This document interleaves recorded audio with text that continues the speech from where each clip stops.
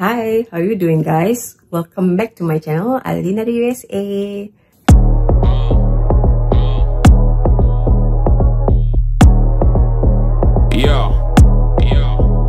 Rencananya hari ini aku mau ngevlog ngajakin kalian ke perpustakaan karena Sophie harus jadi member. Dia butuh banyak sekali buku untuk berjuang memenangkan semua persaingan supaya bisa masuk university di Amerika yang terbaik gitu. Aku selalu bilang sama dia untuk kejar yang paling tinggi. Saat ini yang paling tinggi kan Yale ya. Nah, jadi kejar dulu yang Yale.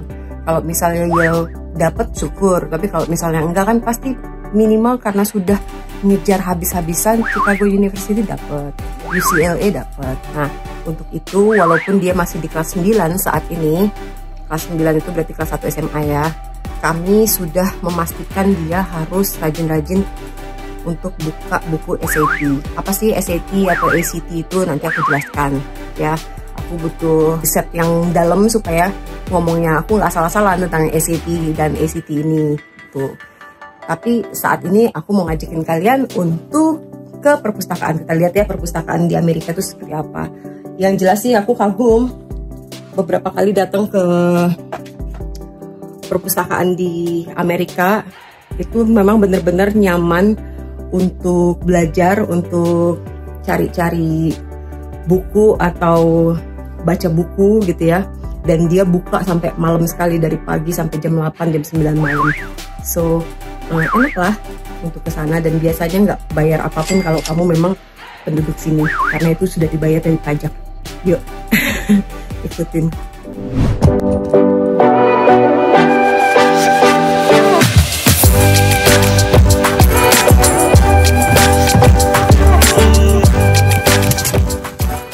Oke, udah sampai. By the way, ganti topi karena yang tadi terlalu berlebihan dan aku lihat Sophie nggak pakai topi, jadi ya udah deh pakai topi jangan berlebihan gitu ya.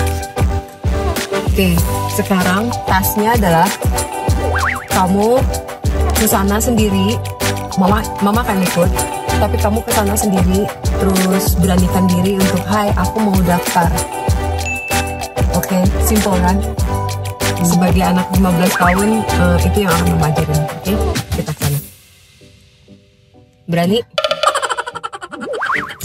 Oke lah ya. Yuk, nah. Berangkat.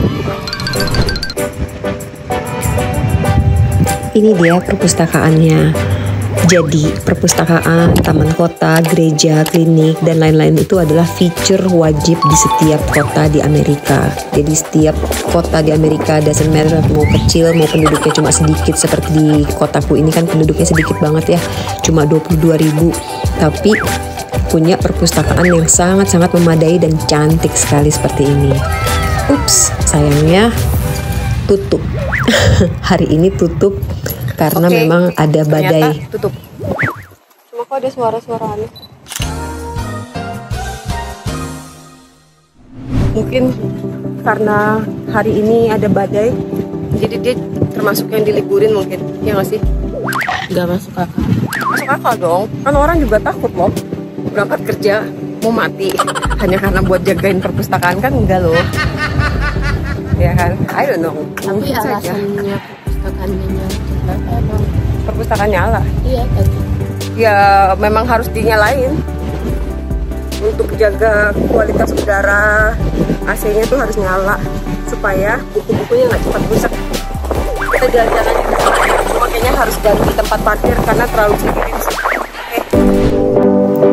Ya udahlah, mumpung masih di pusat kota, kita memutuskan untuk jalan-jalan sedikit. Lihat deh kotanya, bersih banget kan? Oh iya, aku kan tadi janji ya mau menjelaskan tentang apa itu SAT. SAT itu adalah Scholastic Aptitude Test alias tes untuk admission di university. SAT ini adalah tes yang mandiri yang diakui dunia sebagai standar tes untuk masuk university di berbagai university di dunia. Nih, aku lagi minta Sophie untuk ngambil aku berjalan di kota mati gitu ceritanya. Sayangnya dia nggak terlalu pinter ya guys, jadi nggak terlalu dapet ambience kota mati dan kota bersihnya itu loh. Oke, lanjut. Tes SAT ini bisa diambil sejak kamu kelas 2 SMA dan boleh dilakukan berkali-kali. Sebagai gambaran saja, untuk masuk Harvard, kalian butuh 1.600 skornya di SAT. Dan hampir seluruh negara berbahasa Inggris menggunakan SAT.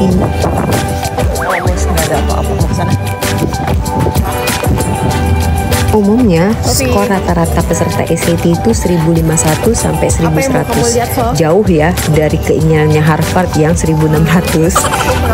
Jadi, kalau kalian seperti Sophie, baru kelas 1 sudah coba-coba, dan nanti pas di kelas 2 sudah sampai ke angka 1300. Kebayangkan kalau lulus nanti, dia mungkin sudah angka 1600 kalau dia memang benar-benar pintar.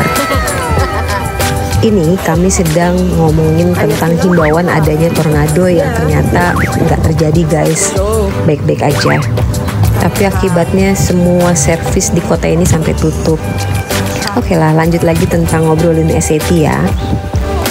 Materi tesnya itu sendiri adalah matematika, menulis, dan membaca kritis. Kamu yang di Indonesia pengen kuliah ke Australia atau ke Amerika butuh SAT? Ya, dan bisa dilakukan di Indonesia juga.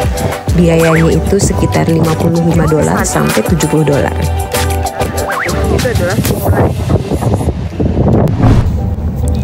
Terus mungkin ada yang bertanya, jadi kalau di Indonesia UN diperlukan nggak kalau mau kuliah ke luar negeri? Atau kalau di Amerika seperti Sophie ya, perlu nggak GPA-nya nanti setelah lulus dari SMA? Jawabannya ya perlu-perlu aja, tapi sekedar pelampir. Karena kalau nilai GPA atau nilai UN itu standar lokal atau standar nasional, SAT itu standarnya internasional. Jadi SAT is significantly more important, alias lebih penting dan lebih dipercaya juga tentunya. Oke, udah sampai rumah lagi kita. Maaf kalau hari ini nggak sesuai dengan rencana karena banyak yang tutup. Jadi kotaku ini kota kecil yang slow ya, lambat gitu. Jadi kalau misalnya ada badai sedikit tutup, ada badai salju sedikit tutup. Jadi ya kita harus ngikutin. Tapi semoga jalan-jalan hari ini nggak begitu mengecewakan juga untuk ditonton. Semoga kalian juga get the idea seperti apa sih tinggal di kota sesunyi dan seselatan Mississippi. Oke. Sedikit note ya. Suamiku sering bilang selama kita tinggal di sini, tinggalkan gaya-gaya apa ya, kayak selebritisnya kamu. Walaupun aku nggak ngerasa kayak selebritisnya gayanya, tinggalkan gaya selebritisnya kamu jika di Mississippi, karena semua humble, semua cuma pakai kaos tambah celana jeans yang kumel kayak gitu. Mau dipaksain kayak apa, aku nggak bisa. It's not my style gitu. Jadi aku tetap ya, aku akan humble seperti ini, tapi nggak juga harus pakai kaos kedombrongan yang udah dipakai 7 hari gitu. Nggak bisa gitu, hanya karena pengen sama, pengen blend in dengan orang-orang di sekitar sini. At the same time, hari ini aku jalan-jalan sama Sophie, semua orang tuh ngeliatin aku, bukan ngeliatin kayak iya ada badut gitu, bukan. Cuma wow, kerasa banget gitu loh. Aku tuh orang asing, aku tuh turis yang udah Asia, cewek berdua, imut-imut gitu. Imut-imut, terus bajunya juga beda banget sama orang sekitarnya. Jadi orang Amerika tuh cenderung cuek kan. Tapi kalau ngelihat ada yang aneh, mereka ngeliatin sampai segitunya gitu. Jadi nyetir pun sampai gini nih. Cuma nggak masalah lah. Yang aku takutin tuh cuma ini loh, aduh, kalau misalnya ada orang yang datang terus minta uang sama kita, terus bawa pisau, itu yang gue takutin. Tapi kalau cuma sekedar diliatin, aku tuh udah kebal diliatin kayak gitu. Ya itu, jadi aku harus ingat lagi kalau misalnya mau jalan-jalan kayak gitu, pastikan di dompet nggak ada uang cash, hanya ada kunci mobil dan kartu kredit mungkin segala macam kayak gitu. Jadi saat ditodong pun ya ambil aja lah gitu, karena nggak ada apa-apa anyway. Dan kalau misalnya dia mau ngambil mobilku kan juga aku bisa klaim ke asuransi. Udah itu aja. Gitu kira-kira kalau di Amerika ketakutannya ya. Kadang-kadang polisinya bekerja dengan baik, tapi orang-orang juga kenapa ya, mereka juga nekat gitu, nggak senekat nggak senekat orang Indonesia. Orang Indonesia tuh nekat karena udah bener-bener lapar mungkin ya, udah harus bayar ini itu. Di sini tuh nekatnya mungkin karena sudah stres di kepala, bipolar dan segala macem, jadi bisa melakukan sesuatu yang aneh-aneh. Terima kasih lagi-lagi sudah nonton aku sampai akhir. Sampai ketemu di konten-konten Alina di USA selanjutnya. Bye.